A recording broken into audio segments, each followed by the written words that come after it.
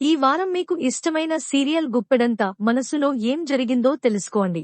జనవరి 15 రిషి ఆరోగ్య పరిస్థితిపై వసుధర మహీంద్రాను ఓదార్చింది.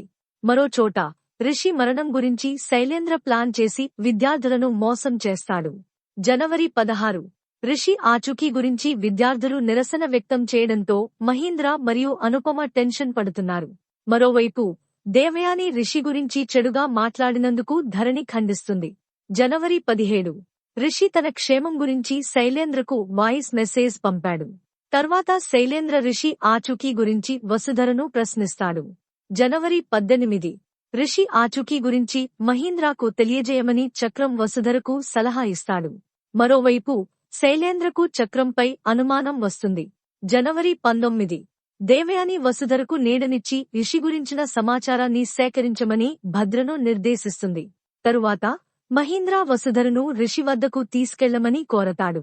జనవరి 20 రిషి గురించి ఆమె సంభాషణను వింటున్నందుకు వసుధర భద్రను ఎదుర్కొంటుంది. తరువాత ఆమె రిషి గురించి తన బాధలను చక్రంతో పంచుకుంటుంది. గత వారం మీకు ఇష్టమైన సీరియల్ గుప్పెడంత మనసులో ఏమి జరిగిందో తెలుసుకొనుటకు ప్లీజ్ సబ్స్క్రైబ్.